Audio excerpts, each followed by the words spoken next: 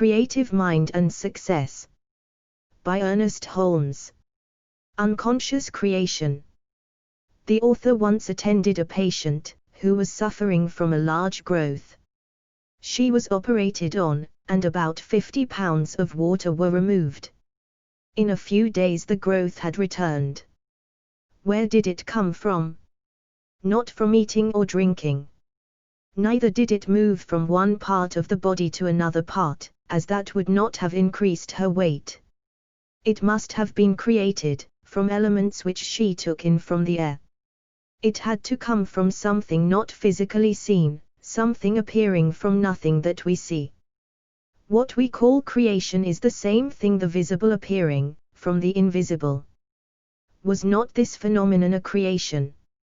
Cases as remarkable as this are occurring every day. We should not deny this fact, but try to explain it. In the case of this woman, there must have been an activity of thought molded forth into form, else how could this growth have appeared? There is nothing manifest, but that there is a cause for the manifestation. Investigation proves that behind every condition, whether of body or environment, there has been some thought, conscious or unconscious, which produced that condition. In the case of this woman the thought was not conscious. But creation is going on all the time. We should realize this, and learn how to control it, so that there may be created for us the things that we desire, and not those that we do not want. Is it any wonder that the Bible says, "With all thy getting get understanding"? Jesus understood all this, and so it was no more effort for him to do what he did, than it is for us to breathe or to digest our food. He understood, that is all.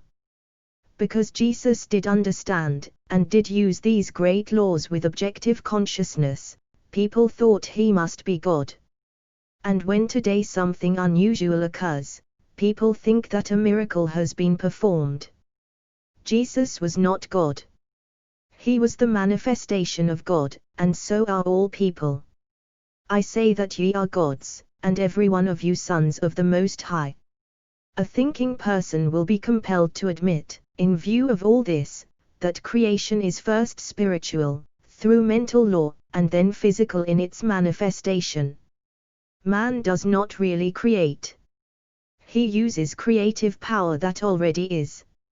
Relatively speaking, he is the creative power in his own life, and so far as his thought goes, there is something that goes with it, that has the power to bring forth into manifestation the thing thought of.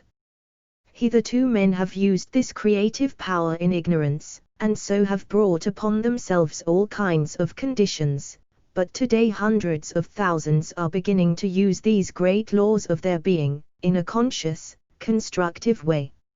Herein lies the great secret of the new thought movements, under their various names, and cults and orders. All are using the same law, even though some deny to others the real revelation. We should get into an attitude of mind, wherein we recognize the truth, wherever we find it. The trouble with most of us is that unless we see sugar in a sugar bowl, we think it must be something else, and so we stick to our petty prejudices, instead of looking after principles.